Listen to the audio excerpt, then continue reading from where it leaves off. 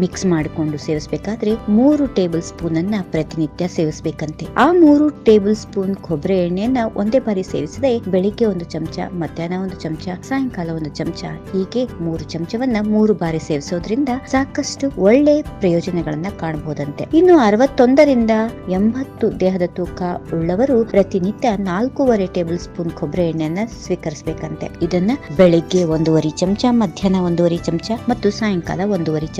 ಇನ್ನು 81 ಕಿಲೋಗಳಿಗಿಂತ ಅಧಿಕ ತೂಕ ಉಳ್ಳವರು 6 ಟೇಬಲ್ ಸ್ಪೂನ್ ಕೊಬ್ಬರಿ ಎಣ್ಣೆಯನ್ನ ಪ್ರತಿನಿತ್ಯ ಸ್ವೀಕರಿಸೋದ್ರಿಂದ ದೇಹದಲ್ಲಿ ಒಳ್ಳೆ ಪ್ರಯೋಜನಗಳನ್ನ ಕಾಣಬಹುದಂತೆ. ಅದು ಕೂಡ ಅವರು ಕೂಡ ಬೆಳಿಗ್ಗೆ 2 ಚಮಚ, ಮಧ್ಯಾಹ್ನ 2 ಚಮಚ ಹಾಗೂ ರಾತ್ರಿ 2 ಚಮಚ. ಹೀಗೆ ಈ ಸೂಚನೆಯನ್ನ ಅನುಸರಿಸಿ, ಈ ಪದ್ಧತಿಯನ್ನ ಅನುಸರಿಸಿ ಕೊಬ್ಬರಿ ಎಣ್ಣೆಯನ್ನ ಬಳಸಬೇಕು. ಇನ್ನು ಕೊಬ್ಬರಿ ಎಣ್ಣೆಯನ್ನ ಯಾವುದಂದ್ರೆ ಅದು ದೇಹಕ್ಕೆ ಒಳಗಡೆ ಸ್ವೀಕರಿಸಬಾರದು. Saturated, extra saturated coconut oil ಮಾತ್ರವೇ